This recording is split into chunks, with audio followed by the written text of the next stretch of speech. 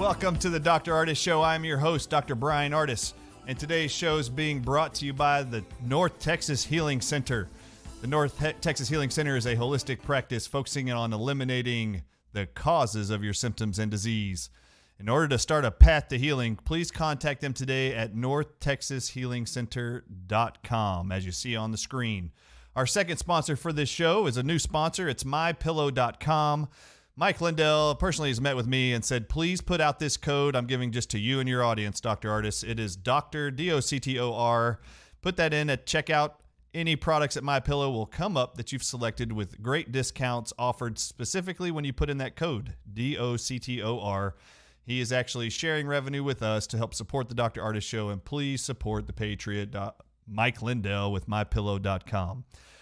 Hi, Brighteon fans. I'm Dr. Brian Ardis. This is the Dr. Ardis Show. We're so excited to be a part of this platform. Like I mentioned a second ago, please tune in every Wednesday morning from 10 to 11 Eastern Time, where we are going to be exposing the truths behind what you're being taught, what you're being told, what you're being misinformed about. But we are expecting and we are prepared to bring the truth to you in the realms of health and any other topics that might be relevant to you. First off, this is our first debut on this platform, so I want to make sure that this live audience or recorded audience later, they know who I am, why I'm involved in this movement since May 2020. And we're going to spend the next few minutes doing that for those of you who don't know me. But over the next coming every week, including next week, I'm going to expose the fraud behind the CDC, which just made an issued alert to all of the media this week. They actually stated, they warned that there is a potential fall outbreak of a rare polio-like illness in children. It was reported in the U.S. News. It was reported in the Florida Star this last week, August 17th. I just want to make sure you guys are all aware that next week I'm going to blow that whole story apart, because this is not a polio-like outbreak that they did not anticipate, that they're not prepared for. They actually are creating it. And I'm going to show you how the CDC is trying to get away with a destructive attempt to paralyze and maim children across the United States.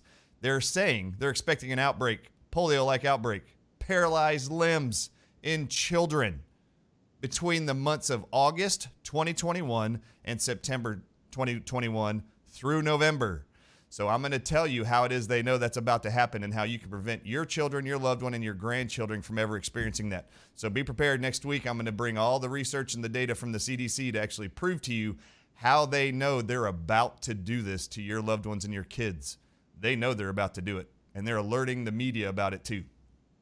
All right, so in February 2020, early on, my actual father-in-law walked into a hospital. This is pre-COVID in 2020. My father-in-law walked into a hospital with a fever and a headache, only to be told that same day that he had the flu and that he needed to be admitted to the hospital. They started treatment for the flu. Day 2, our family is called, and we're told that he actually has pneumonia. Day 3, we're called and told that now he's got acute kidney failure. Day 5, we're called and warned and alerted that my father-in-law now is going in and out of consciousness. And that is when we appeared in the hospital that night, only to find out that hanging at the IV bag, there was an IV bag of vancomycin hanging there, which is an antibiotic, which for those of you in this world watching, you should all know better. Antibiotics only treat bacteria. My father-in-law was only diagnosed supposedly with a flu virus. Antibiotics don't treat viruses, by the way. So I waited till the next morning, the 6th day that my father-in-law was in the hospital. Between the time I was there that night on the 5th to the morning of the 6th while he was in the hospital, he had put on 15 pounds of water weight. His stomach blew up like a waterbed, and you could touch it, poke it, and I realized that they were filling his body with water from the acute kidney failure. Now, for those watching this, the medical doctor came in at 9 a.m., and I stood there by the door, and I said, I need you to show me on the computer what you found on day 1. And what he does is he pulls up the actual pathology report, which shows all the blood tests that they ran to look for the flu, for pneumonia on day 1, for any bacterial, viral, fungal infections. Only to his surprise, every single test they did was negative. Now, remember, this is before COVID hit Texas. It's about 3 weeks before. So there's no positive flu test.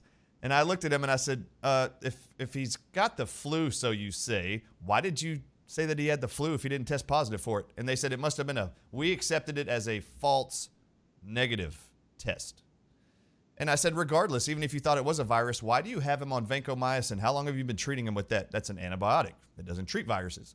And he said, well, that's not the only antibiotic. He's on 3 antibiotics from the first day he walked in here. And I said, why do you have him on 3 antibiotics for a viral infection? And they said, that's simply hospital protocol. And I said, you know, vancomycin causes acute kidney failure. You called us on day 3 to tell us he's gone into acute kidney failure and it's worsening and now he's going unconscious. I said, you need to get him off that vancomycin right now. This is the chiropractor talking to the medical doctor. And he says, I need to go consult with the rest of the MDs that are attending him, the rest of our team. And I said, well, you go do it right now. Now I want you to show me the pneumonia x-rays for which you guys diagnosed him with pneumonia on day 2, only to find out that when they pulled up the x-rays, it didn't appear to be pneumonia. And the MD even looks at it and he points at the screen and goes, there's pneumonia. And I said, that's not pneumonia. Pneumonia appears like cauliflower blotching on the lungs. This is a straight line of opacity, which means it's solid white in the bottom part of his lungs on day 2. This is how they defined pneumonia. And I said, that's not pneumonia. That's water filling up in his lungs. That's called pulmonary edema. And that's coming as a result of you shutting down his kidneys with vancomycin. This is the story about why it is I'm going to expose how it is today in America and across the world. They are still using hospital protocols to drive a narrative of deaths from COVID-19. It's totally related to how they killed my father-in-law in a hospital in early February 2020. I told them to show me the Lasix medication treatment schedule, which is a diuretic that makes your kidneys release water because he was accumulating water and they were flooding his lungs with water since day 1. None of this was related to the flu or pneumonia. It was caused by acute renal or kidney poisoning due to vancomycin poisoning. So I told them to give him Lasix. I said, show me the Lasix schedule. And he goes, we're giving him Lasix every day. I said, show me the medication schedule on the screen. The attending medical doctor who's been overseeing his case pulls up the medication schedule, and he's shocked to see that on the first day there was no Lasix given to him. Day 2, there's no Lasix given to him. Day 3, they give him a very minor amount of Lasix. Day 4, 0 Lasix. Day 5, he still can't believe it. There's no Lasix. And I looked at him and I said, this is day 6. You better go get Lasix in him right now. He's at least 15 pounds heavier of water this morning than he was last night. So they come in, they give him Lasix intravenously. Within 5 minutes, the nurses run in. They inject him with Lasix. And over the next 4 hours, he lost 15 to 20 pounds of water. As a result, he had this mask on that was forcing air and oxygen into his lungs because he couldn't breathe. They were drowning him to death.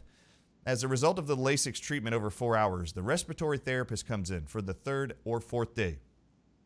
As he's listening with this stethoscope around the lungs, he can't hear any gurgling, no crackling, no mucus in the lungs for the first time in 3 to 4 days. He can't believe how clear the lungs are, and he says, I'm going to actually turn off the forced air. I think he's going to be able to breathe on his own. So they turn off the forced air, just leaving oxygen coming into the mask, and for the next 5 hours, he's able to breathe totally fine on his own. Oxygen levels stay normal because now he doesn't have water in his lungs. It's drowning him to death. That night we go home. Oh, they actually did take him off vancomycin that day after our pleading, which was great. So they take him off the vancomycin, which is helping to reduce his kidney failure. We actually got the water out of him using Lasix. We're at home that night at 9 o'clock at night to get a phone call from the nurses station. The admins of the hospital here in Dallas, Texas, and the attending medical doctors together have now banned and are stopping the Lasix treatment on my father-in-law. The only reason why you would do that is to cover up your crimes of murdering someone by drowning them to death. And we were able to prove to them that they were actually purposely doing that with an ill-advised hospital protocol. I was kicked out of the hospital by security the next day when I called them out on all their evilness.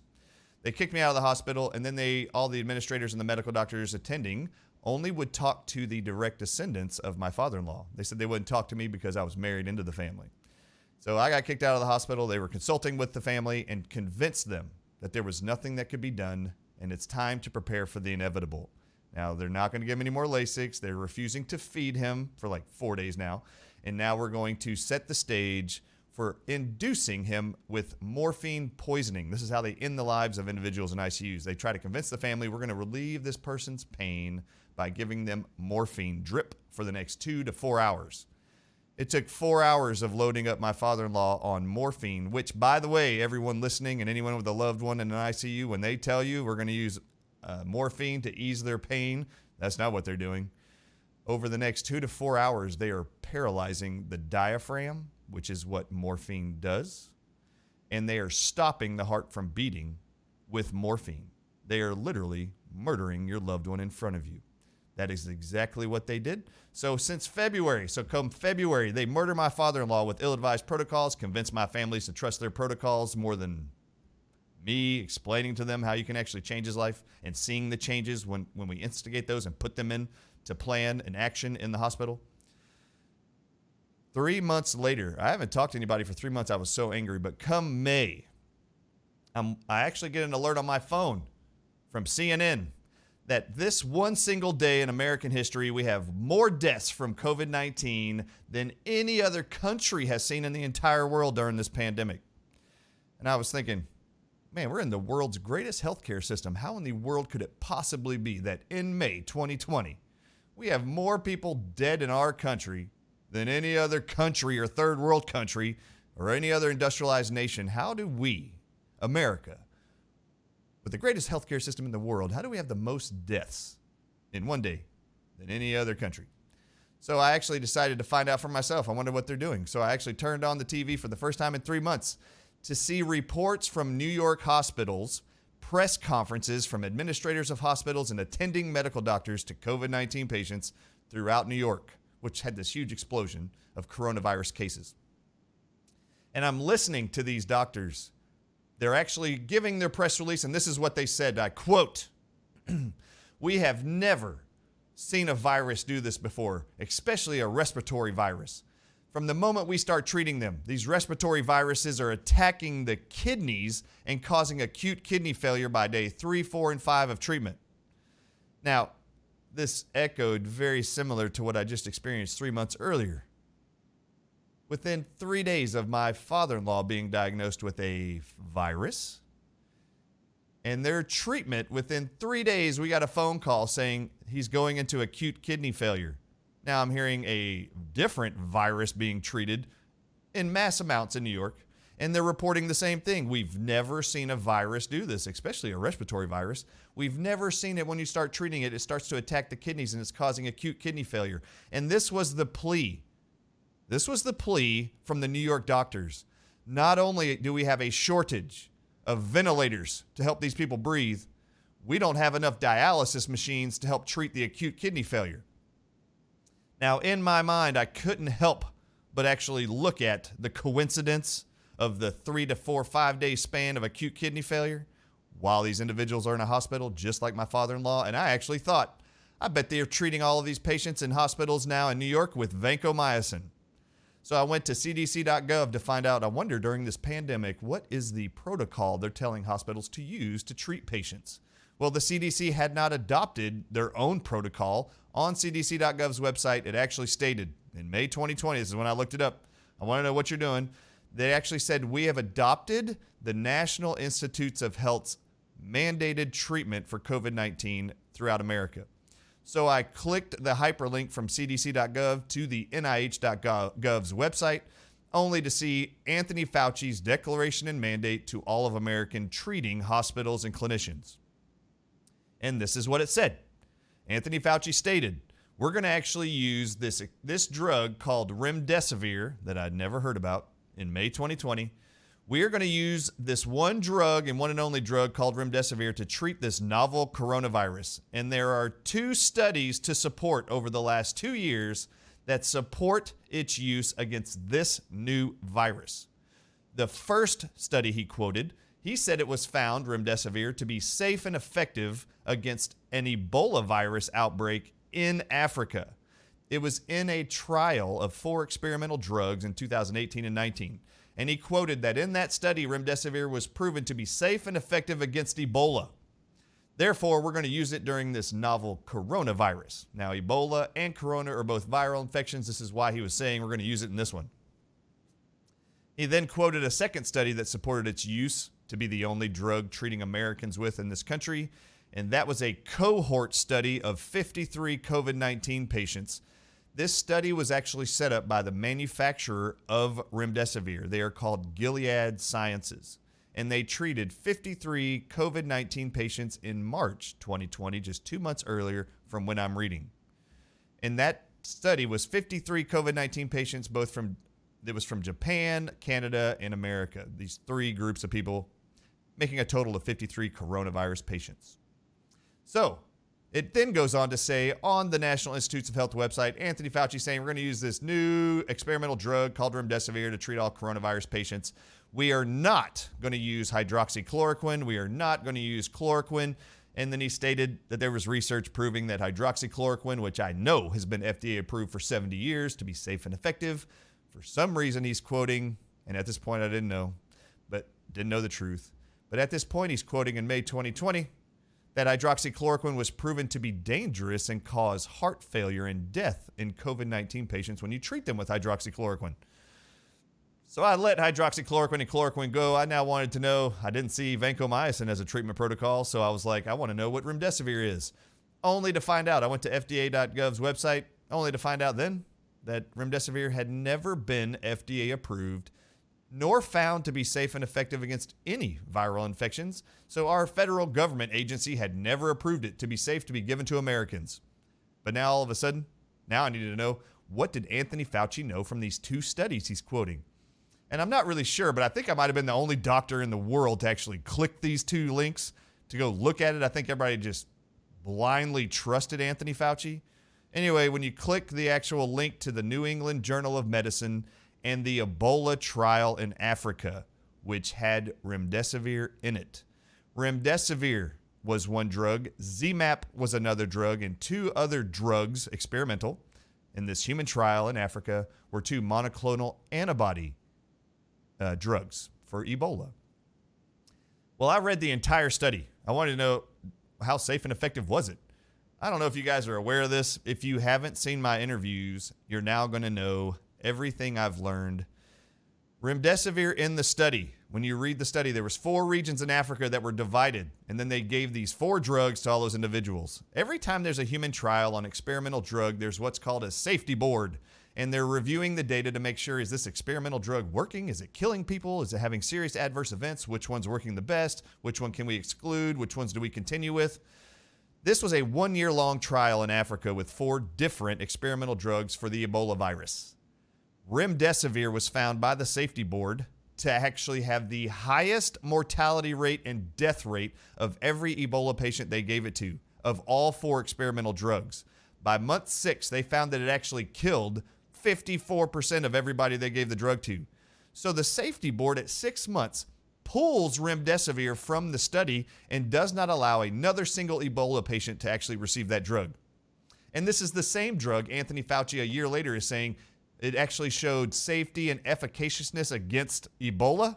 No, it didn't. It actually was determined to be the most deadly.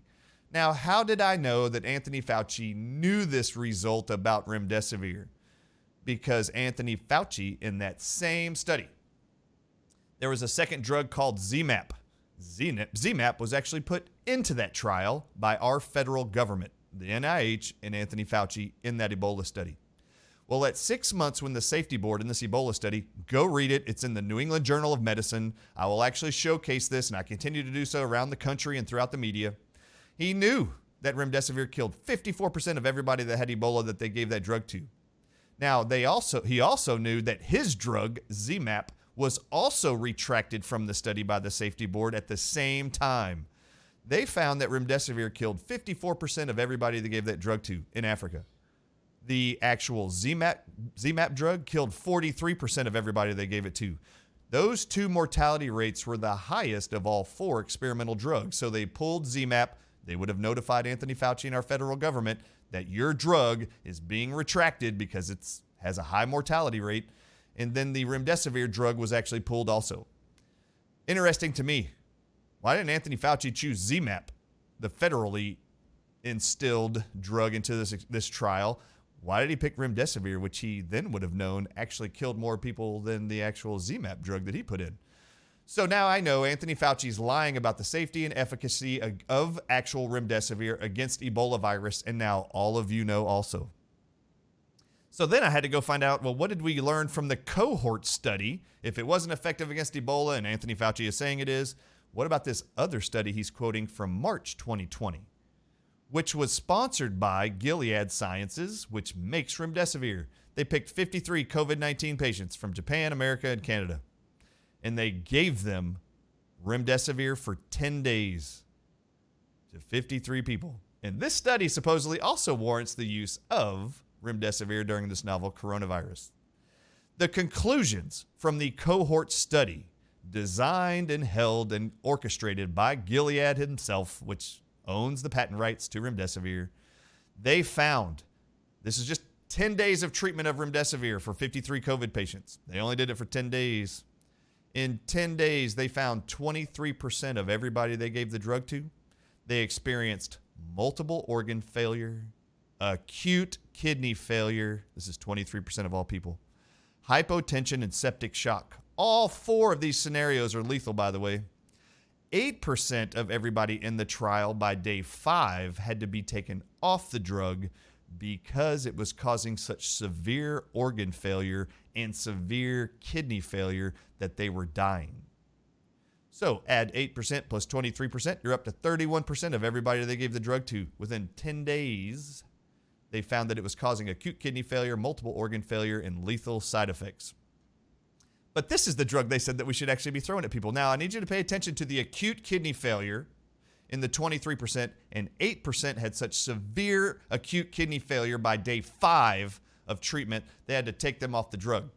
Do you know that the mandated treatment for remdesivir was chosen by Anthony Fauci to be 5 days of remdesivir at 200 milligrams a day? Do you want to know where he got the 5 days from? From the trial by Gilead Sciences in March 2020. Do you want to know why every medical doctor in New York was screaming in the media that we not only don't have enough ventilators, we don't have enough dialysis machines, and we have never seen a virus, especially a respiratory virus, ever attack the kidneys and lead to acute kidney failure? Do you want to know why it is they were saying that? It is very true. They honestly had never, ever seen a virus do this. It's because the virus never did it.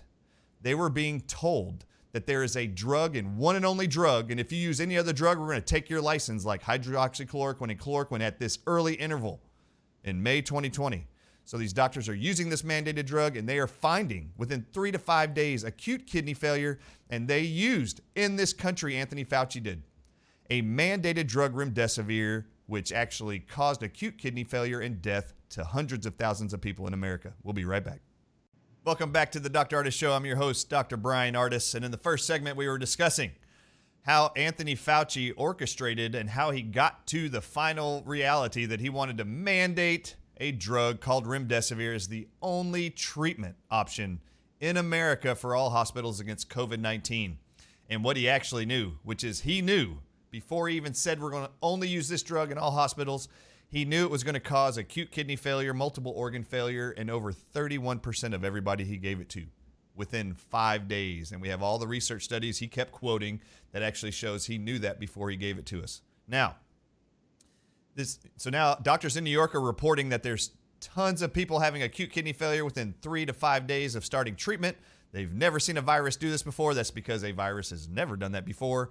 This is actually the reaction to remdesivir poisoning causing acute kidney failure. Now, when you shut down the kidneys and cause acute kidney failure, your entire abdomen will start retaining water. Then that water will saturate the sac around your heart called the pericardium. It will then infiltrate your lungs, and you start to develop what's called pulmonary edema, and you drown to death.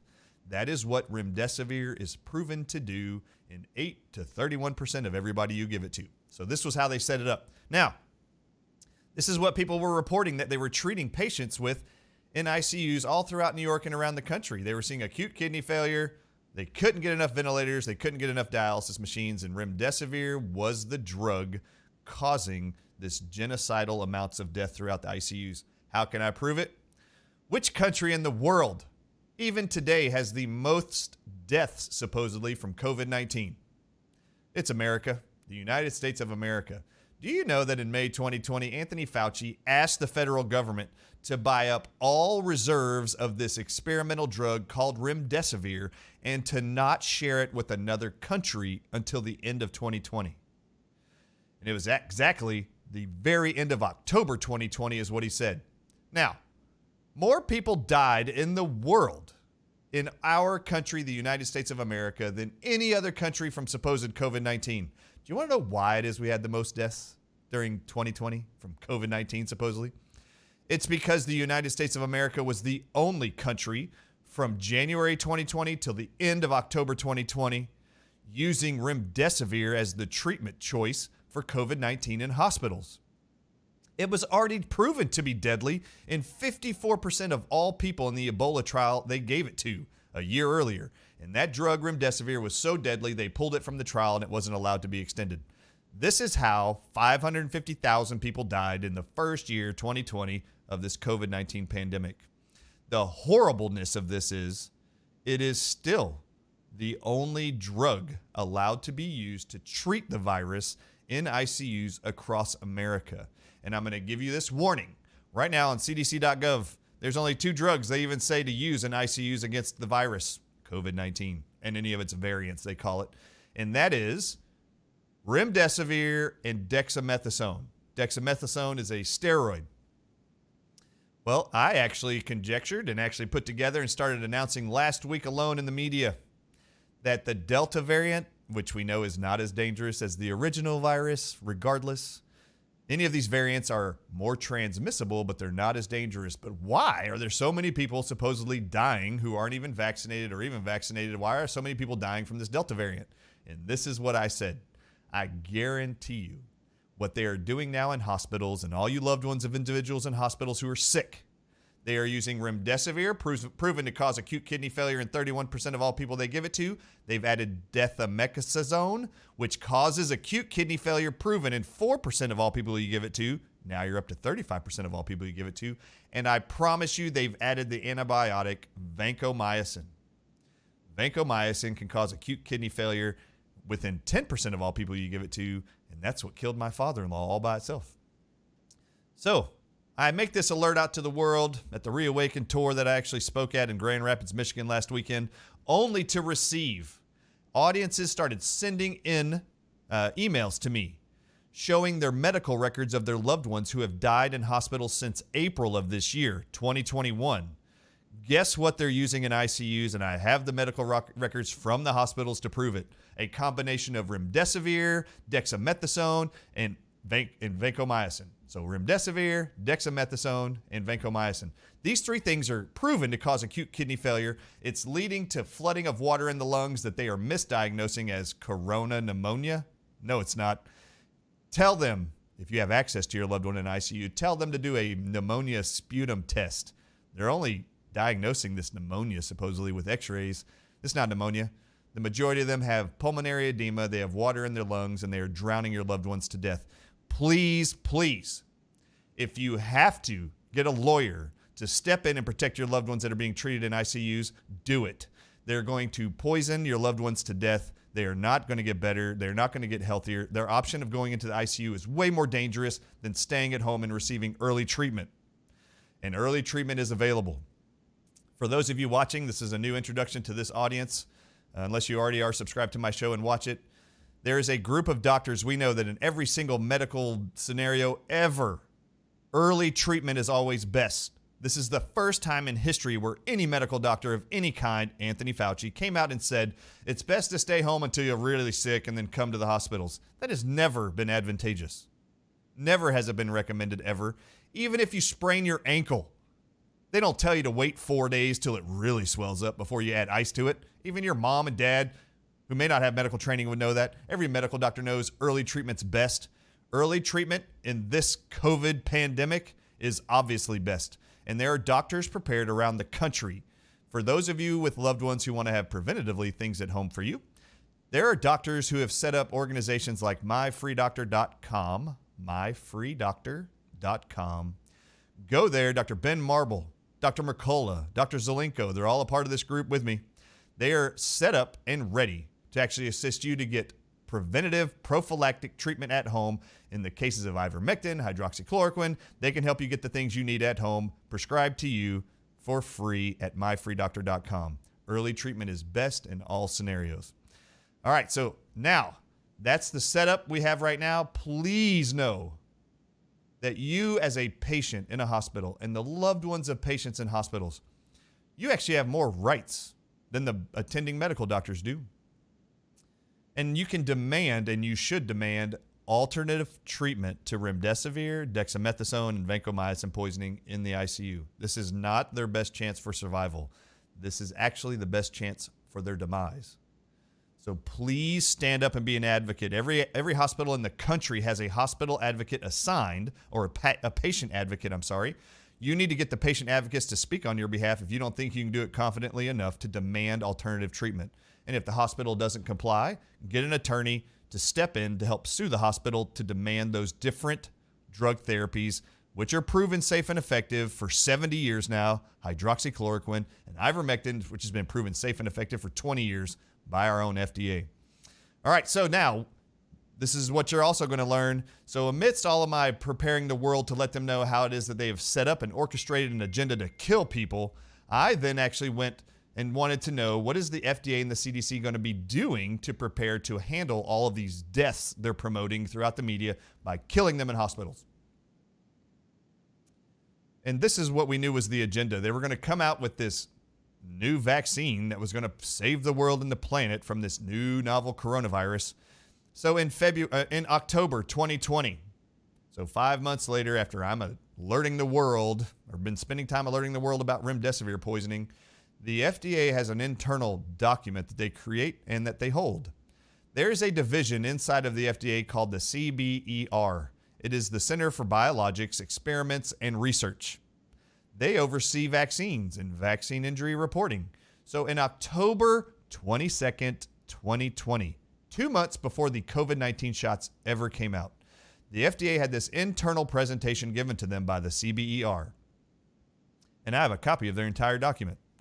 But they have a 25-slide presentation where they were telling the FDA, this is what we're going to do when we start pumping out these new vaccines.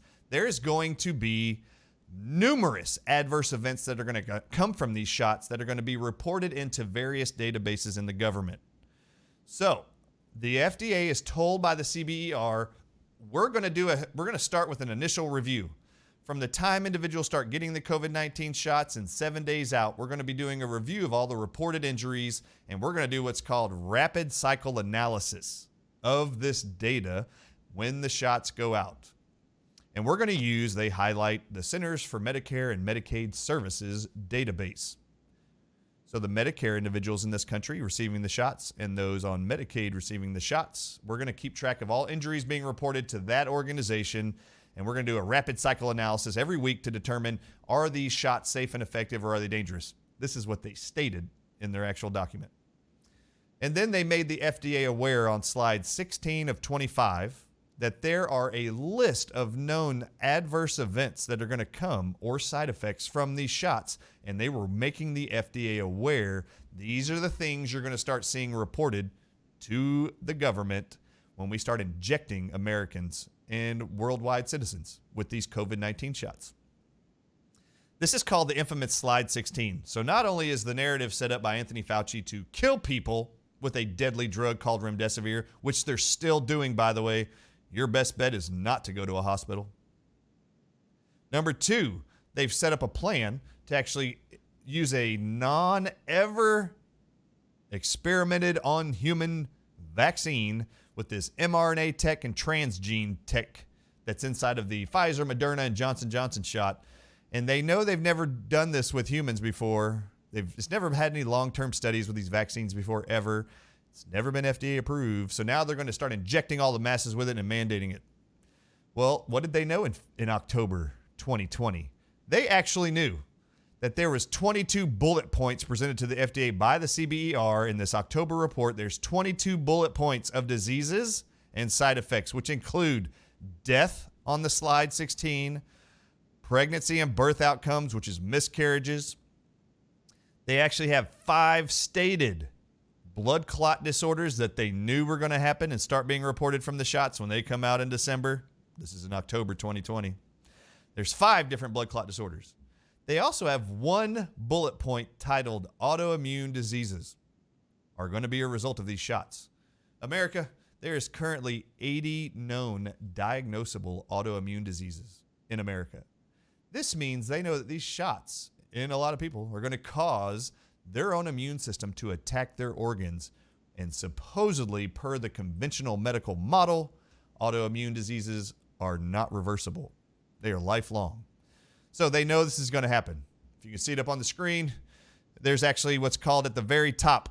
The very first one they list is Guillain-Barré syndrome. This is exactly the slide from the meeting with the FDA. Guillain-Barré syndrome. Do you know what Guillain-Barré syndrome is? It's a polio-like disorder. Remember at the very beginning of this segment today, I actually stated that the CDC came out this week and said between August and November of 2021, you're going to see a polio-like outbreak among children average age of 5 years old. Well, just so you know, the FDA already knows that just one side effect of the COVID-19 shots is Guillain-Barré syndrome. It looks like polio. There's arms and legs that are paralyzed, sometimes for 6 months. In 40% of all people, it actually lasts their entire life. That's a known side effect. But I want to take your attention to the bottom right part of this slide. You'll see a condition that the FDA knows is called multisystem inflammatory syndrome in children. And I need to make you aware, they know and have known that this is going to be a side effect from the actual COVID-19 shots. Notice it's not titled multisystem inflammatory syndrome in adults. It's actually called multisystem inflammatory syndrome in children. So multisystem, by definition, means multiple organs in the body. All right, so they know multisystem inflammatory syndrome's coming in children. Did you know that multisystem inflammatory syndrome in children never existed before the year 2020? Do you want to know how it is this disease was actually identified? They found that the spike proteins from SARS-CoV-2, who infected very few children and caused problems, actually caused, the spike proteins on the virus itself, caused multisystem inflammatory syndrome in some children. But it was very rare. What's interesting is that the FDA and the CBER was making them aware. We know that multisystem inflammatory syndrome in children is going to be a known side effect of the shots. Why? Because inside these shots, they have what's called mRNA tech that actually makes your own body create and elicit the spike protein of a coronavirus. And in adults and teenagers, they're giving you 50 billion mRNA particles to create 50 billion spike proteins.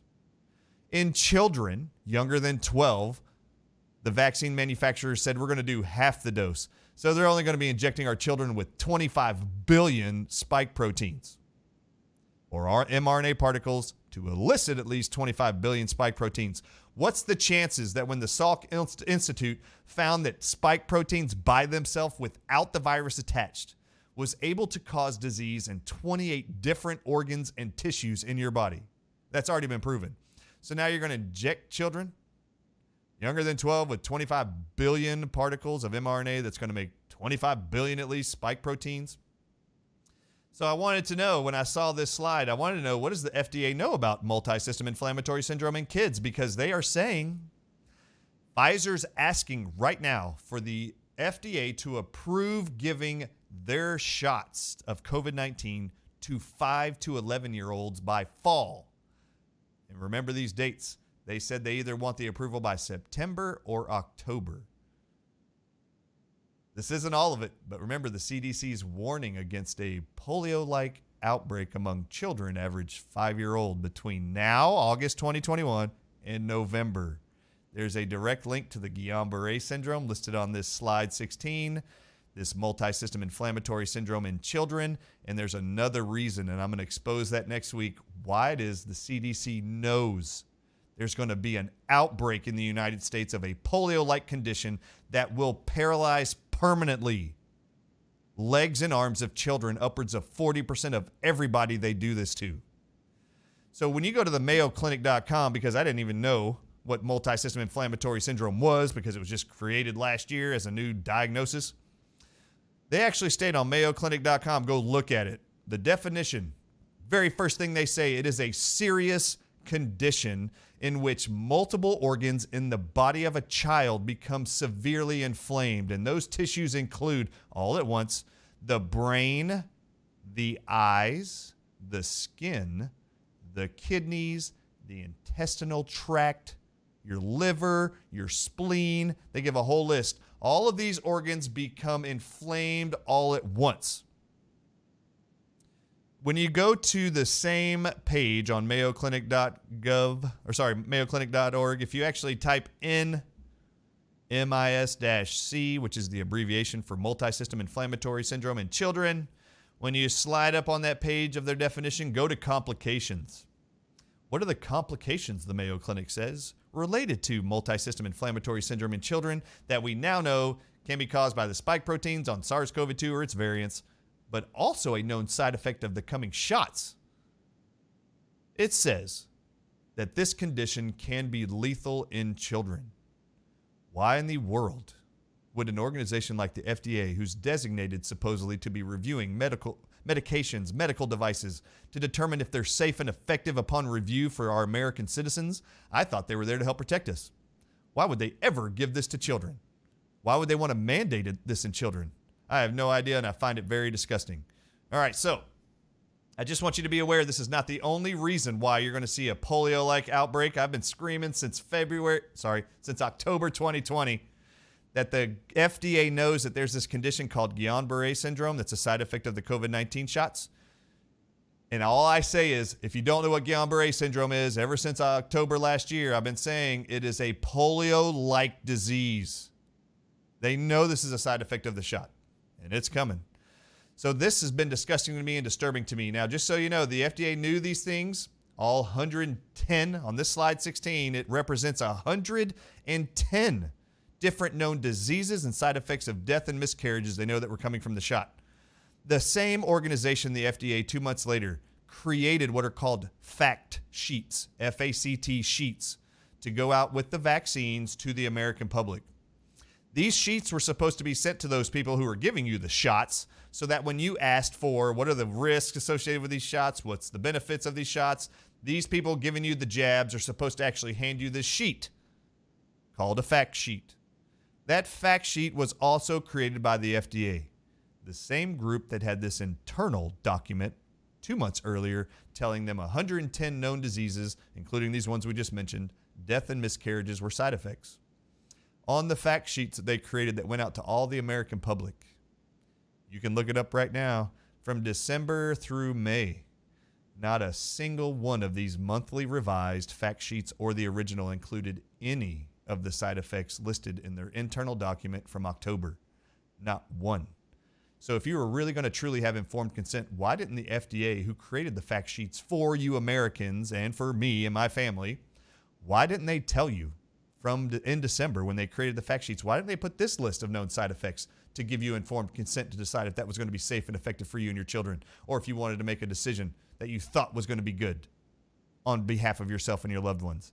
If you knew these things were known by the FDA, would you still be wanting to inject your children? Would you still want to be injecting pregnant women?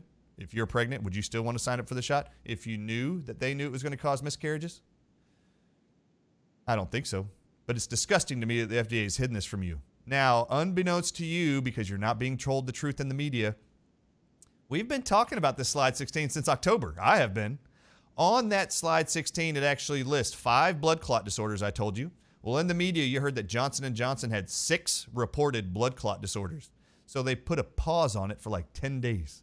Oh, thank you. Well, just so you know, at the same time, Pfizer had 400 reported blood clot disorders at the same time Anthony Fauci was saying Johnson & Johnson had 6. Moderna had over 300. So why didn't they actually pause those? I find it disgusting. Well, just so you know, without you knowing and without them telling you, there's a little black box warning now on the Johnson & Johnson shot that goes in the insert of the vial that says may cause blood clot disorders. Oh, really? That's been since May. Well, they already knew since October that was going to be a side effect, but they're not telling you that that's a side effect, even though it announced that 6 had it from Johnson & Johnson. Well, guess what they just put on as a black box warning on the Pfizer, Moderna, and Johnson & Johnson shot recently? They actually just added a black box warning of myocarditis, which is heart inflammation, which has been lethal and found to be lethal even inside of teenagers. Teenagers have died in America from this condition. Myocarditis is on the list from October 22, 2020. It's on the FDA slide 16. You need to stay informed. You have been lied to, and they are not telling you the truth. Please stay tuned to the Dr. Ardis Show. We'll see you next week. If you or a loved one struggle with acne, please go to artislabs.com. The Ardis Acne System is a sponsor of the Dr. Ardis Show, one of my most proud inventions ever, and we know it will bless your life and your family's life safely and effectively. We guarantee the results. artislabs.com for the Ardis Acne System. If you want to take personal control of your health, like, share, subscribe to this show. Do it now and help us grow. If you're watching on vocalnow.com, make us one of your favorites. If you really enjoyed this show, please share it. We love that you are here. Look forward to seeing you next time on the Dr. Ardis Show.